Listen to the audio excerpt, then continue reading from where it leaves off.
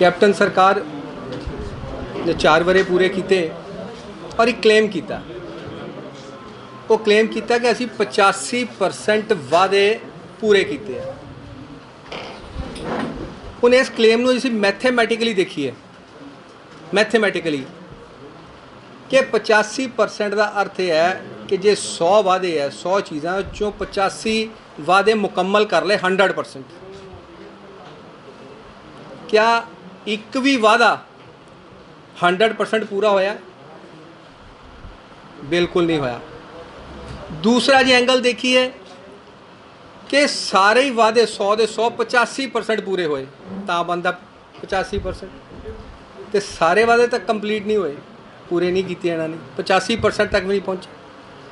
सो किसी हिसाब नाल भी ये जिहड़ा वादा कैप्टन अमरिंदर सिंह होना दा सरासर झूठा है, झूठ बोलिया कि 85% वादे पूरे किए हैं।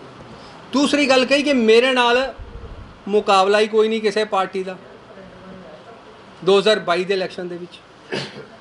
ये हंकार बोलदा, ये हंकार रावण नूं भी सी। वो की कहंदा सीगा जो भगवान राम और लक्ष्मण गए, कहते 2 मानव मेरे लिए की कर सकते हैं,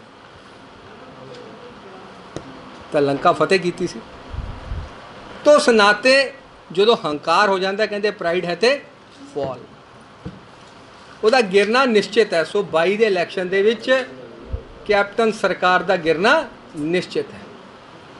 हुण जो वादियां दे क्लेम देखो कि भी किसानां नाल कर्जा कुर्की खत्म, फसल की पूरी रकम 90,000 करोड़ माफ़ करांगे, किसी तरह का भी कर्जा वो तो हिसाब ही सीगा, ते कीता किन्ना 46-4700 करोड़।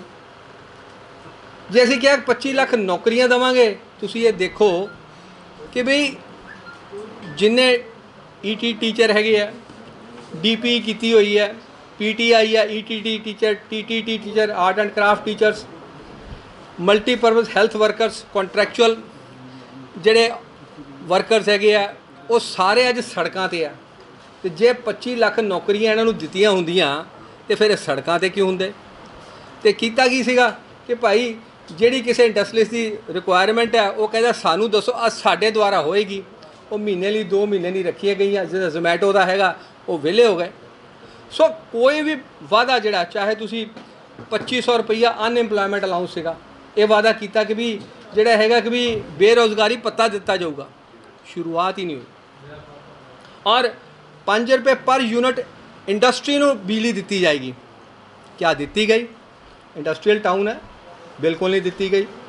इस तरह स्मार्टफोन जोड़े है थोड़े थोड़े दे के वो मुकम्मल करते। सो कोई भी वादा जोड़ा है, और सारे वादों का यही हाल है। और जिथे तक लॉ एंड ऑर्डर सिचुएशन की ताल्लुक है, कहते हैं कि आम लोगों को बेखौफ होवे, आम लोग निडर होकर घूमन, तो जोड़ा खौफ हैगा वो मुजरिमां नूं होवे, लुटेरियां नूं होवे। इत्थे उल्टा काम है, इत्थे बेखौफ जिहड़े हैगे आ वो मुलजम घूमते हैं। हुण मुख्तार अंसारी यूपी तो आके इत्थे सिक्योर समझदा हो, इत्थे सिक्योर समझदा हो, इत्थे उन्हें जमानत नहीं दी, कहता इत्थे तो मैनूं मौजां लगियां होईयां, उहदी मेहमान नवाजी हो रही है। तो आम जनता खौफ हैगा। और तुसी ये देखो कि इन्ना ही नहीं है, एक इलैक्टेड रिप्रजेंटेटिव नूं जिहड़ा हैगा, तुसी पुलिस की प्रेजेंस दे विच थ्रैशिंग होवे, कपड़े फाड़ दिते जान, इस तो वड्डी की गल हैगी है। और captain government is wise after the incident, जो बाद होंदी है फिर बाद चो देखते हैं।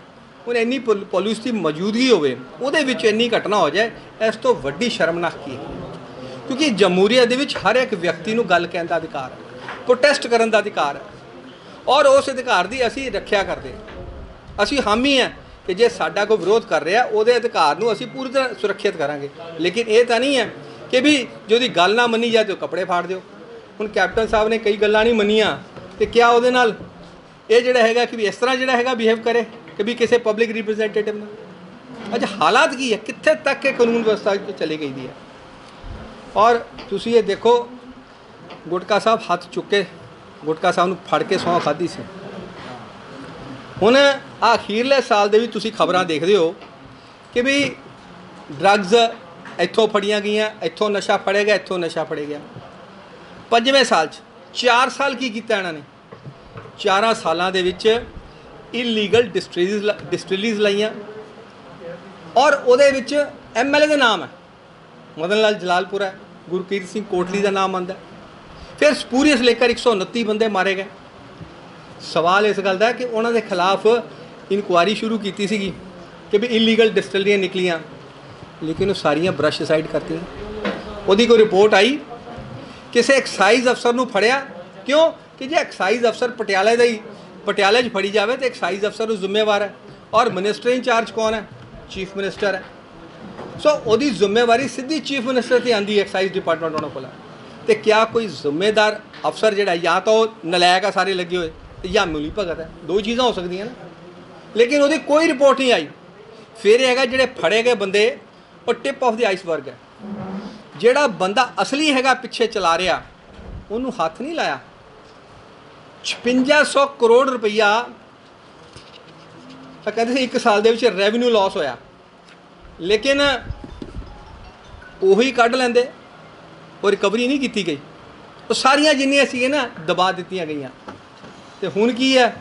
ਹੁਣ ਇਹ ਹੈਗਾ ਕਿ ਵੀ ਟੈਕਸ ਸ਼ੁਰੂ ਕਰਤਾ।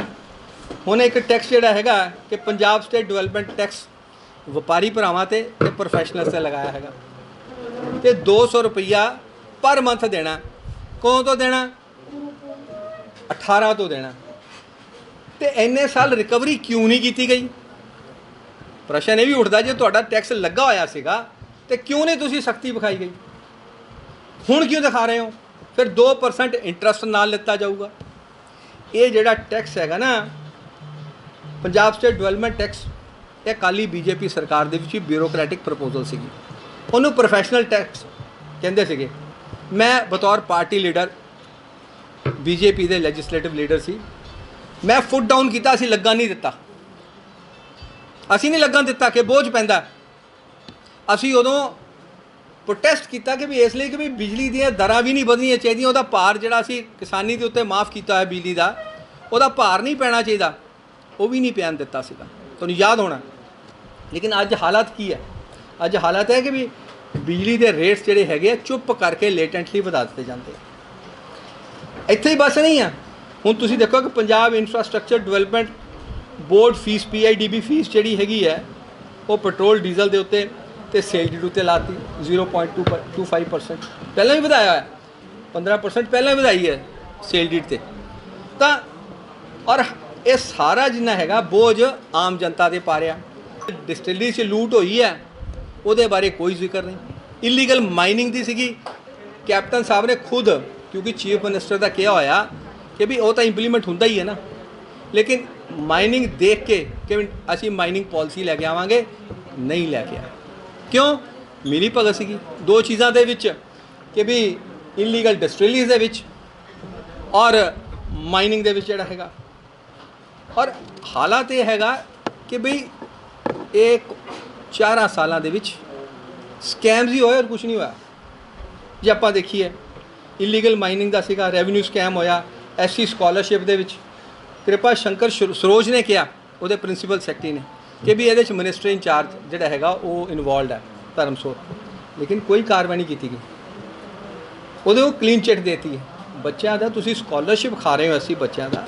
ਸੋ ਕਿਸੇ ਪਾਸੇ ਵੀ ਜਿਹੜਾ ਨਾ ਸਿਰਫ ਸਿੰਪਲੀ ਕਵਰ ਅਪ ਕੀਤਾ ਗਿਆ। ਔਰ ਇਸ ਗੱਲ ਦਾ ਕਿ ਵੀ ਅੱਜ ਜੋ ਹਾਲਾਤ ਬਣੇ ਹੈਗੇ ਆ ਕਿ ਕੋਵਿਡ ਦੇ ਵਿੱਚ, ਹੁਣ ਕੋਵਿਡ ਦੀ ਗੱਲ ਅੱਜ ਵੀ ਕੈਪਟਨ ਸਾਹਿਬ ਨੇ ਜਿਹੜਾ ਬਿਆਨ ਆਇਆ, ਕੋਵਿਡ ਦੇ ਵਿੱਚ ਜਿਹੜੀ ਵੈਕਸੀਨੇਸ਼ਨ ਹੈ ਜਦ ਤੱਕ ਨਹੀਂ ਆਈ ਸੀ ਉਦੋਂ ਤੱਕ ਤਾਂ ਲੋਕਡਾਊਨ ਦਾ ਔਚਿੱਤਯ ਸਮਝ ਆਉਂਦਾ। ਜਦੋਂ ਵੈਕਸੀਨ ਆ ਗਈ ਹੈ ਤੇ ਵੈਕਸੀਨ ਪੂਰੀ ਤਰ੍ਹਾਂ ਲੱਗਣੀ ਚਾਹੀਦੀ ਹੈ। ਕੇਂਦਰ ਸਰਕਾਰ ਨੇ ਕਿਹਾ ਕਿ ਵੀ ਜਿਹੜੀ ਨੈਸ਼ਨਲ ਐਵਰੇਜ ਹੈ ਉਸ ਤੋਂ ਵੀ ਘੱਟ ਹੈ, ਉਸ 'ਤੇ ਧਿਆਨ ਨਹੀਂ ਹੈਗਾ। ਹੁਣ ਅਸੀਂ ਕਹੀਏ ਕਿ ਵੀ ਅਸੀਂ ਪੋਲੀਟੀਕਲ ਜਿਹੜੀਆਂ ਹੈਗੀਆਂ ਗੈਦਰਿੰਗਸ ਨਹੀਂ ਹੋਣ ਦੇਣੀਆਂ, ਸੋਸ਼ਲ ਗੈਦਰਿੰਗ ਦੇ ਉੱਤੇ ਬੈਨ ਲਗਾਇਆ ਹੋਇਆ। ਉਹਦਾ ਇਲਾਜ ਇਹ ਸੀਗਾ ਜਦ ਤੱਕ ਵੈਕਸੀਨੇਸ਼ਨ ਨਹੀਂ ਹੋ ਰਹੀ ਸੀ, ਨਹੀਂ ਆਈ ਸੀ ਵੈਕਸੀਨੇਸ਼ਨ। ਹੁਣ ਜਦੋਂ ਵੈਕਸੀਨ ਆ ਗਈ ਹੈ ਤੇ ਤੁਸੀਂ ਉਹਦੇ ਉੱਤੇ ਕਿਉਂ ਪਿਛੜ ਰਹੇ ਹੋ? ਉਹ ਪ੍ਰੀਵੈਂਟਿਵ ਮੈਜਰ ਹੈਗਾ, ਉਹਦੇ ਉੱਤੇ ਕਿਉਂ ਵਿਛੜ ਰਹੇ ਹੋ? ਔਰ ਅੱਜ ਜਿਹੜਾ ਹੈਗਾ ਜੋ ਸਥਿਤੀ ਬਣਦੀ ਹੈ ਕਿ ਵੀ ਤੁਸੀਂ ਪ੍ਰਸ਼ਾਂਤ ਕਿਸ਼ੋਰ ਨੂੰ ਐਡਵਾਈਜ਼ਰ ਤੌਰ ਤੇ ਪਹਿਲਾਂ ਇਹ ਪੋਲ ਸਟ੍ਰੈਟਜਿਸਟ ਸੀਗਾ ਜਦੋਂ 2017 ਚ, ਹੁਣ ਇਹ ਫਿਰ ਦੁਬਾਰਾ ਆ ਗਿਆ ਐਡਵਾਈਜ਼ਰ। ਤੇ ਅੱਗੇ ਵੀ ਝੂਠੇ ਵਾਅਦੇ ਲਾਏ ਸੀਗੇ ਤੇ ਹੁਣ ਵੀ ਝੂਠੇ ਵਾਅਦੇ ਜਿਹੜੇ ਹੈਗੇ ਆ ਉਹਨੇ ਕਰਨੇ ਫਿਰ, ਲੇਕਿਨ ਹੁਣ ਪਬਲਿਕ ਹੈ, ਸਭ ਜਾਣਦੀ ਹੈ। ਜਨਤਾ ਹੁਣ ਦੁਬਾਰਾ ਧੋਖਾ ਨਹੀਂ ਖਾਣ ਵਾਲੀ। ਕਾਠ ਦੀ ਹਾਂਡੀ ਇੱਕੋ ਵਾਰੀ ਚੜ੍ਹਦੀ ਹੈ। ਤਾਂ ਉਸ ਨਾਤੇ ਜਿਹੜਾ ਹੈਗਾ ਕਿ ਇਹ ਜਿਹੜੇ ਛਲਾਵੇ ਹੁਣ ਜਿਹੜਾ ਹੈਗਾ ਉਹਦੇ ਮਾਧਿਅਮ ਨਾਲ ਕਰਨਗੇ ਪ੍ਰਸ਼ਾਂਤ ਕਿਸ਼ੋਰ ਦੇ ਨਾਲ, ਜਨਤਾ ਸਮਝਦੀ ਹੈ। ਔਰ ਆਉਣ ਵਾਲੇ 2022 ਦੇ ਵਿੱਚ ਇਹਨਾਂ ਨੂੰ ਬਰਤਰਫ ਕੀਤਾ ਜਾਏਗਾ। ਸੋ ਮੋਟੇ ਤੌਰ ਦੇ ਉੱਤੇ ਮੇਰੀ ਇੰਨੀ ਗੱਲ ਕਹਿਣੀ, ਜੇ ਕਿਸੇ ਨੇ ਕੋਈ ਸਵਾਲ ਕਰਨਾ ਹੈ ਤੁਸੀਂ ਕਰ ਸਕਦੇ ਹੋ। ਖਬਰਾਂ ਨਾਲ ਜੁੜੇ ਰਹੋ ਦਿਨ ਰਾਤ ਸਿਰਫ ਪੰਜਾਬ ਵਾਇਰ ਨਿਊਜ਼ ਦੇ ਨਾਲ।